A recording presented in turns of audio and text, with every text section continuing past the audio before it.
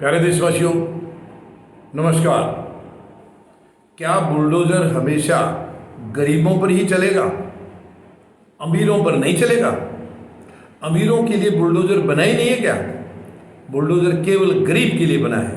कितनी शर्म की बात है। हम कौन से देश में जी रहे हैं, कौन से माहौल में जी रहे हैं? ऐसा कभी नहीं सोचा था भारत ने या भारतवासियों ने, कभी नहीं सोचा था।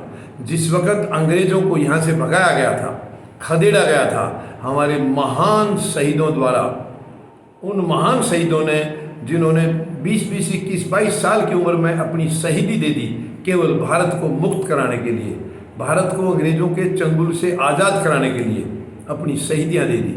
उस वक़्त कभी ऐसा नहीं सोचा था कि इनसे भी घटिया और गंदी ताकतें भारत की धरती पर आकर के भारत को फिर से गुलाम बनाने की कोशिश करेंगी। ऐसा कभी नहीं सोचा था। ये दुर्भाग्य है, इस देश का दुर्भाग्य है। अभी एक बुलडोज़र की नई एक रिवाज शुरू हो गई है। ये शर्म आनी चाहिए और इसकी कीमत ये सरकार चुकाएगी। मैं चेतावनी दे रहा हूँ प्रधानमंत्री महोदय आपको, क्योंकि ये सारा खेल आपका किया हुआ है। आप इस खेल को खिला रहे हैं और आपको इसकी कीमत चुकानी होगी। क्यों आखिर गरीबों पर ये बुलडोज़र आपने शुरू किए हैं? क्यों आप अमीरों पर नहीं चला रहे हैं? अगर क्या अमीर गलती नहीं, और ये गरीब ये कौन सी गलती कर रहे हैं? ये कोई गलती नहीं कर रहे हैं। अगर कोई नाजायज़ कब्जा हुआ भी है तो उसको बुलाइए, समझाइए, वो छोड़ देगा। क्या दिक्कत है?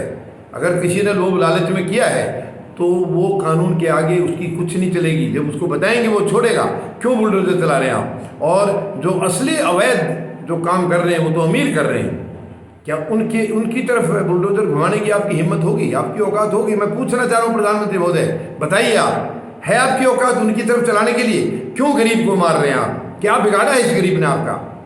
याद रखिए प्रधानमंत्री महोदय, ये देश आपका नहीं है। आप इस देश के मालिक नहीं हैं और ये देश आपसे बदला लेगा, आपसे हिसाब चुकता करेगा।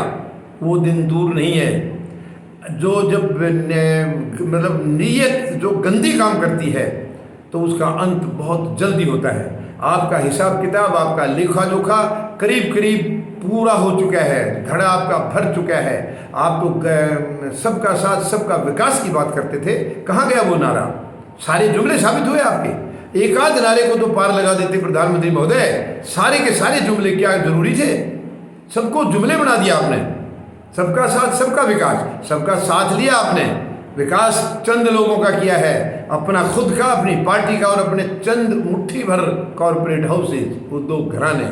यह शर्म की बात है। ये देश आपको कभी माफ़ नहीं करेगा, कभी माफ़ नहीं करेगा प्रधानमंत्री महोदय। ये आप जो देश का कानून आज कहीं नाम निशान है ही नहीं, कानून कहीं दिखाई नहीं दे रहा है, ये आपको जवाब देना होगा। आपको जवाब देना होगा। बिना कानून के देश कभी नहीं रहा है। देश में कानून हमेशा रहा है और आपने धज्जियाँ उड़ा दी हैं आज कानून की। मैं आपको चेतावनी दे रहा हूँ, समय रहते ही संभल जाइए प्रधानमंत्री महोदय, वरना ये देशवासी आपको छोड़ेंगे नहीं। ये आपको समझा कर रहेंगे। बहुत हो चुका है, बहुत हो चुका है। अभी अंत आ चुका है, अंत आ चुका है। अभी बुराई का और गंदगी का अंत आ चुका है। आप नहीं समझेंगे तो ये देशवासी आपको समझाएंगे। अब देख लीजिए क्या हाल हो रहा है जहांगीरपुरी में। माननीय सर्वोच्च न्यायालय के आदेश के बाद भी प्रधानमंत्री महोदय, ये आपकी मानसिकता है, आपकी पार्टी की मानसिकता है, जो कि वहाँ फिर भी बुलडोज़र रुका नहीं। माननीय सर्वोच्च न्यायालय के आदेशों की भी उन्होंने अवहेलना की है।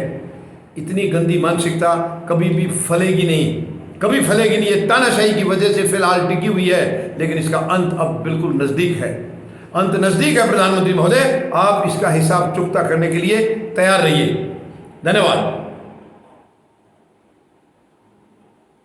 जय जवान,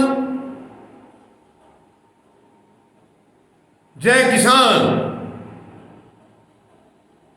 जय हिंद।